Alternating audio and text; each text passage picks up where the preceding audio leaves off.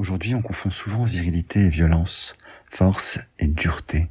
On croit qu'être un homme, c'est parler fort, imposer, ne jamais douter. Mais en réalité, la virilité, ce n'est pas ça. La virilité, ce n'est pas ce que tu montres, c'est ce que tu contiens. Un homme viril, ce n'est pas celui qui frappe la table, c'est celui qui la relève quand elle s'effondre. Ce n'est pas celui qui crie plus fort, c'est celui qui garde son calme quand tout explose autour de lui. Être viril, ce n'est pas dominer, c'est maîtriser.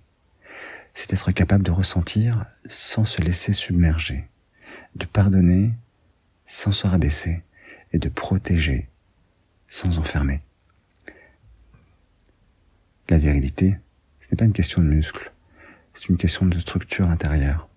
C'est ta colonne vertébrale émotionnelle, c'est ta capacité à encaisser sans briser, à diriger sans écraser, à aimer sans dépendre. Dans le Coran, Allah ne décrit pas l'homme comme un guerrier sans cœur, mais comme un qawwam, celui qui maintient, qui porte, qui soutient sans se plaindre. Et cette posture-là, elle demande plus de force que n'importe quel combat extérieur. Parce que la vraie virilité, ce n'est pas d'être invincible, c'est d'être stable, c'est d'être debout, même quand plus rien ne tient. Alors oui, le monde peut changer, les femmes peuvent évoluer, les équilibres peuvent bouger, mais tant que l'homme garde sa verticalité, il reste un repère. Et c'est cette verticalité-là qu'il faut retrouver. Tu n'es pas d'accord ?